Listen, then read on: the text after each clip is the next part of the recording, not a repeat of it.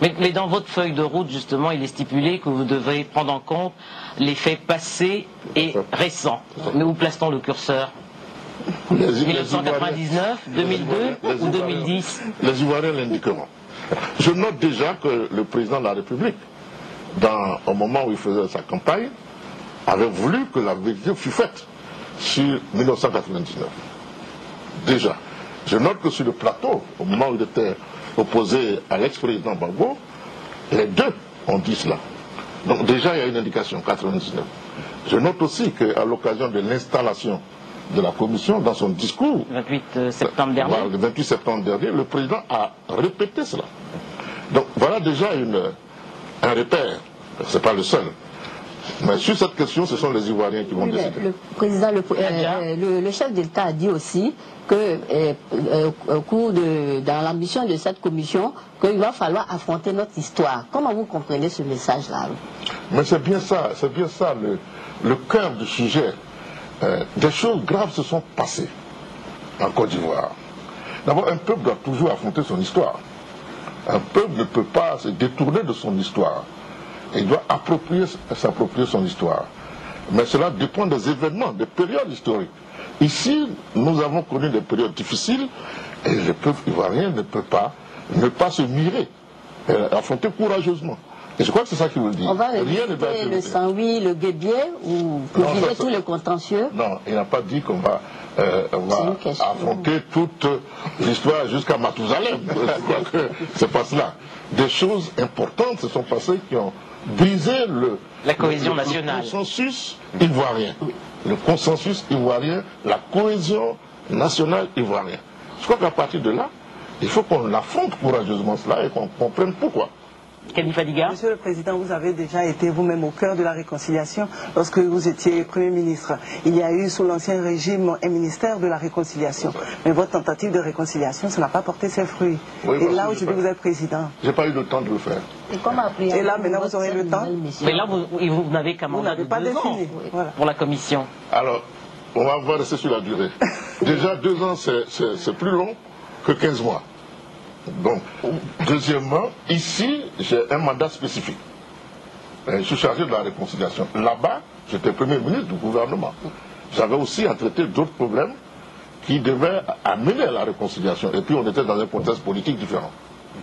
Hassan Diop. Oui, Président, donc vaste programme que de réconcilier ce pays. On sait que cette commission dialogue, vérité et réconciliation, c'est pas véritablement du prêt-à-porter en provenance d'Afrique du Sud, puisque les Sud-Africains ont été pionniers en la matière. La différence fondamentale d'ailleurs entre votre instance, l'instance que vous présidez et celle d'Afrique du Sud, c'est que l'instance sud-africaine était une sorte de juridiction. Alors, est-ce que le fait de ne pas avoir les compétences d'une juridiction ne limite pas quelque part votre action et comment justement votre action va se traduire si elle ne peut pas décider de gracier, d'absoudre ceux qui demandent le pardon, ceux qui reconnaissent avoir commis des crimes, des exactions et qui effectivement seront soit pardonnés, soit condamnés symboliquement comme cela s'est passé en Afrique du Sud. Comment vous allez opérer concrètement? Écoutez, d'abord notre modèle ne sera pas en tout point semblable, vous l'avez dit, à celui de l'Afrique du Sud. Mais nous allons puiser dans l'exemple sud-africain les meilleures pratiques. Comme nous allons puiser aussi, nous inspirer des meilleures pratiques dans d'autres pays. On me parle de Sierra Leone, on me parle du Maroc, du Rwanda, et peut-être même de l'Amérique du Sud. Que contrairement à ce qu'on pense, c'est là-bas, en Amérique du Sud, que cette justice de transition est née. Donc on va essayer de puiser dans tous les exemples, nous inspirer de tous les exemples, les meilleures pratiques, comment dire. Donc ce ne sera pas seulement l'Afrique du Sud. Mais puisque vous êtes sur le cas sud-africain, c'est vrai que ce n'est pas le modèle qui est le nôtre. En Afrique du Sud, c'était amnistie contre aveu, n'est-ce pas? Ça c'est bien. Deuxièmement, moi je préfère le modèle ivoirien, parce que c'est plus simple, contrairement à ce que les gens pensent. Nous ne sommes pas juges judiciaires. La justice, qui est un pouvoir dans la République, continuera à jouer son rôle. Parce que nous voulons bâtir au bout du compte une société où il n'y a pas d'impunité, où tous ceux qui ont commis des actes doivent répondre de leurs actes vis-à-vis des citoyens. Et je crois que c'est important dans nos républiques qu'on affirme cela. Pas d'impunité. Mais la justice, elle est lente, mais elle peut être aussi clémente. N'est-ce pas? Elle n'est pas là seulement pour couper la tête. Laissons la justice faire son travail. Nous sommes un forum ou un espace pour amener les Ivoiriens, nonobstant la grave crise que nous avons connue, la guerre, disons le mot, à reconnaître qu'il y a eu cela, à nous approprier de notre histoire, à nous regarder, à nous mirer dans notre histoire, mais aussi après à pardonner. Donc ce n'est pas la même chose. Mais le pardon n'est pas incompatible avec la justice, bien sûr. Donc pour lutter contre l'impunité, il est donc important de savoir un peu la période de couverture de votre travail. Tout à fait, mais on le saura. On le saura, c'est une question qui sera soumise à la fois aux Ivoiriens, par des méthodes que nous avons définies, des sondages. Là, on a une idée, là. Hein, les uns et les autres interrogent les Ivoiriens, moi-même je les écoute, et nous allons soumettre ces réponses-là à la Commission. Et la Commission va déterminer l'espace de sa mission, l'espace temporel de sa mission. Ce que je peux dire, l'ordonnance dit les événements passés et récents. Donc ce n'est pas les événements récents seulement. C'est le passé. Jusqu'où dans le passé le président de la République a dit déjà 99. Moi je suis tout à fait d'accord là-dessus. Et je crois que la plupart des Ivoiriens sont d'accord. On verra. On verra comment, s'il faut faire avant 99, mais en tout cas après 99, me semble-t-il, tout ce qui s'est passé et qui a disons, mis à mal la cohésion sociale va peut-être passer en revue, me semble-t-il. Adja? Président, vous avez parlé tout à l'heure d'institutions concernant la commission, donc je suppose qu'il y a des mécanismes. Et quelles sont les garanties de sécurité pour ceux qui vont intervenir dans ce processus de réconciliation? Oui, bonne question, parce que c'est une question importante. Il s'agit pour nous de sortir de cette période douloureuse et d'aborder une autre phase plus calme. Mais pour faire cette transition-là, il y a des risques que nous allons courir. Donc le problème de la sécurité est un problème important. Nous allons prendre les dispositions organisationnelles pour que le volet sécurité soit pris en compte dans l'organisation de notre travail. Président, à l'origine de la crise ivoirienne, il y a d'abord eu des rapports conflictuels entre les principaux hommes politiques ivoiriens. Est-ce que le préalable, ce n'est pas justement de les réconcilier? Denise, comme je vous ai dit tantôt, pour moi, il n'y a pas de préalable. Il n'y a pas de préalable, mais ce que j'ai compris, c'est que tout le monde va participer. En particulier, les autorités, nous tous, moi y compris. Si tant est qu'une victime vient me dire que le président, dans une autre vie, a commis tel acte, eh bien, je dois être capable de répondre. Soit pour dire non, soit je suis convaincu que c'est cela. C'est ça la vérité, la recherche de la vérité. Donc tout le monde doit participer à la recherche de la vérité. Hassan Diop.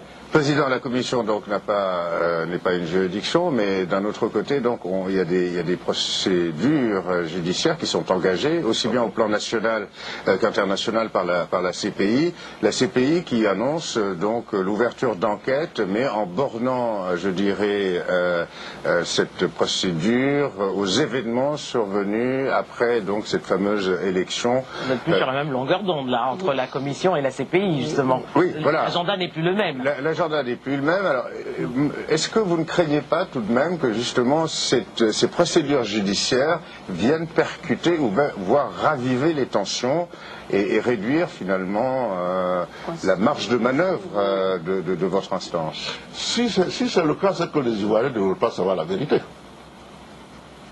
Aucune procédure ne doit empêcher le peuple ivoirien de connaître la vérité et de s'approprier son histoire. Moi, je crois que le jugement des Ivoiriens, le tribunal national que constitue le peuple ivoirien, au-dessus de tout cela. C'est cela, il faut qu'on comprenne. Ce n'est pas parce que le CPI voudra s'occuper de telle période que les autres périodes seront occultées. Ça, c'est deux. Deuxièmement, moi, je ne suis pas convaincu qu'il y ait incompatibilité entre les deux. L'objet est le même. Il s'agit de quoi?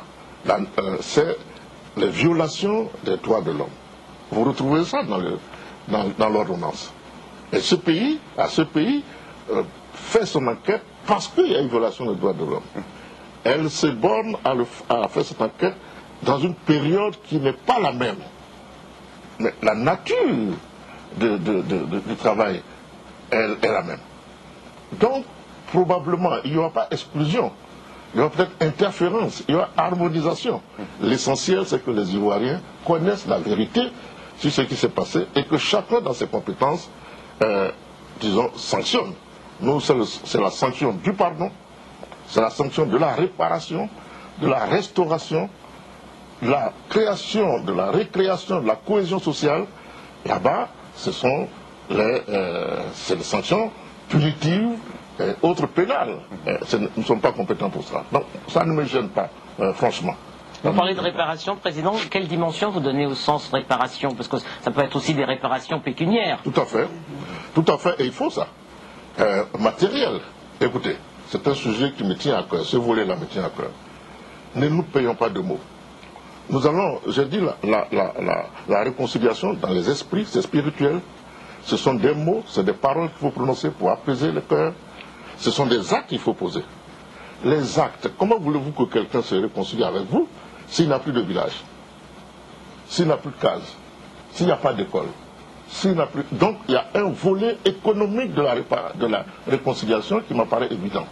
Peut-être à cause de mes fonctions passées, mais j'insiste là-dessus. Et je vous assure que ce volet économique, j'en ai parlé hier avec les partenaires de l'Union européenne, et ils ont bien compris que c'est cela. Il faut aider la réconciliation en pratiquant une politique d'insertion sociale. La dignité, restaurer la dignité des citoyens, c'est important. Les 2 milliards de francs CFA mis à la disposition de la Commission par l'UEMOA seront-ils suffisants?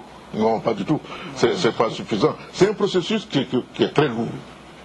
Qui est très lourd, qui va consommer beaucoup de ressources humaines, techniques, etc., financières.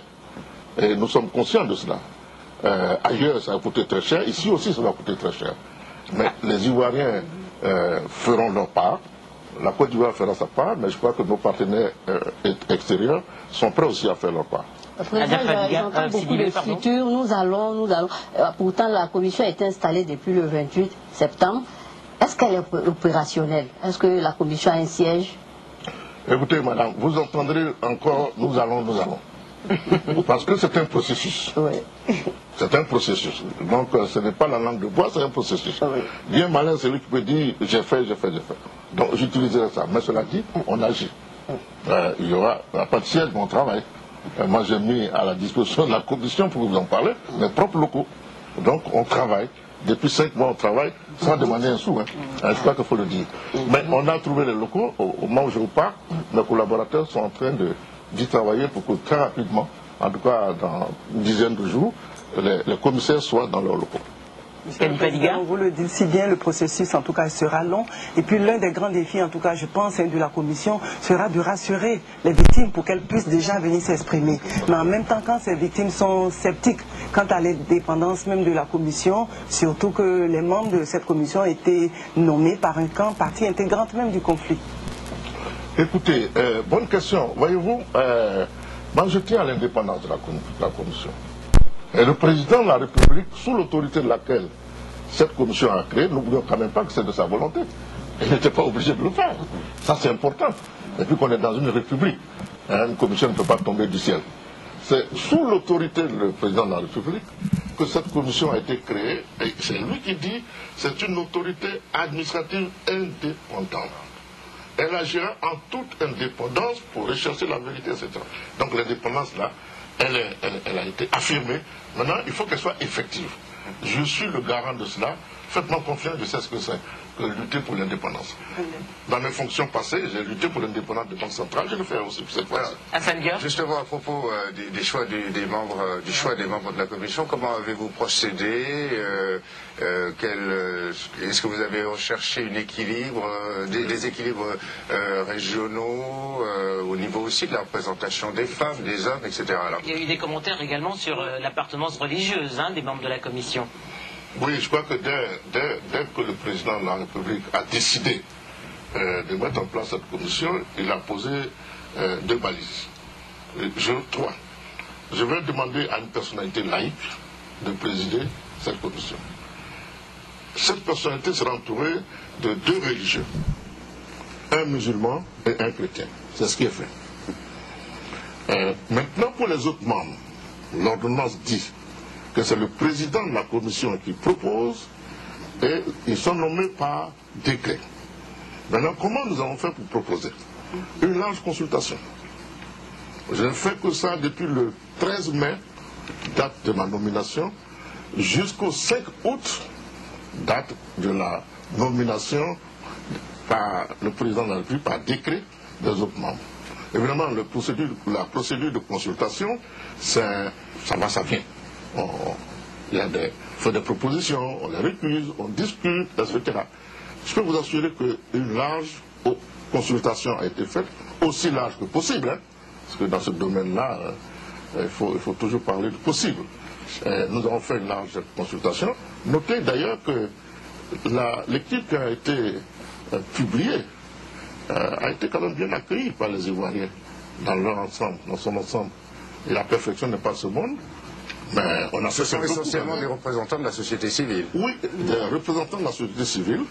Et maintenant, les représentants, on a voulu que cette équipe soit représentative autant que possible de la nation ivoirienne. Dans sa diversité, je n'allais pas dire ethnique, mais régionale. Le président, pourtant, on ne voit pas l'Ouest au nombre des membres de la commission. L'Ouest n'a pas été représenté. Est-ce une omission? Vous avez dit à Fraternité Matin que c'était un oubli, non, une imperfection. Est-ce que vous allez rectifier le tir? Voyez-vous, tout le monde, je crois qu'on a raison de regarder la commission centrale.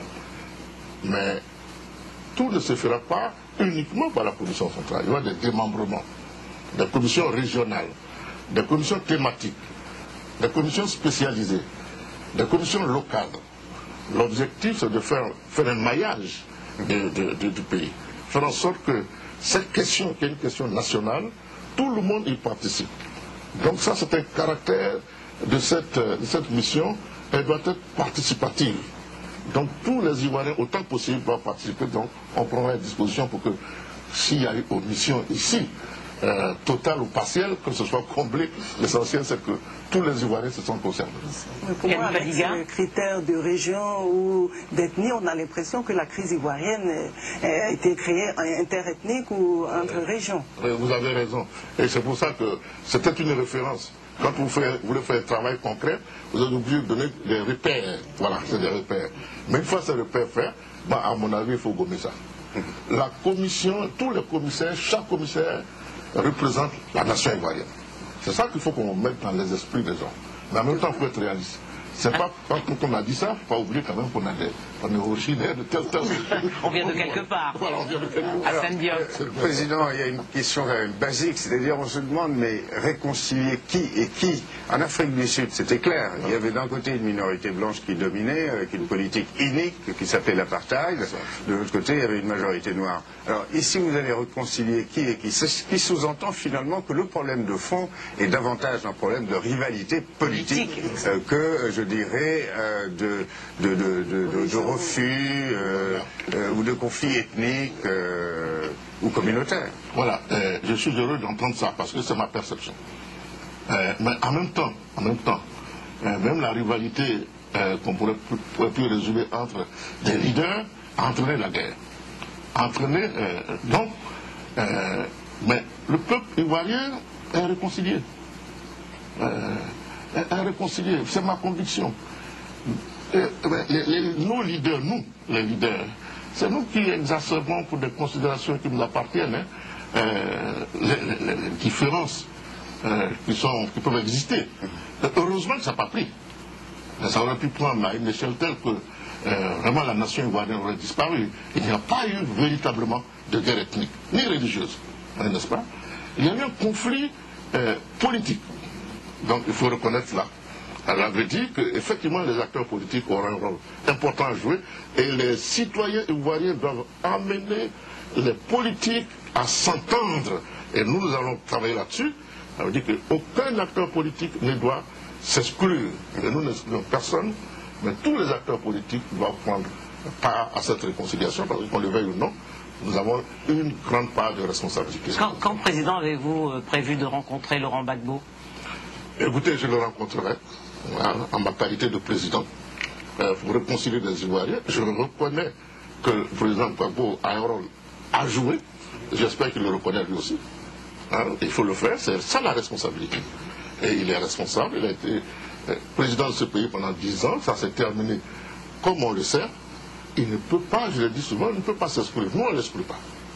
Donc, je verrai le président Gbagbo. J'attends de lui d'ailleurs qu'il, dans pas longtemps, qu'il indique une direction vers la réconciliation.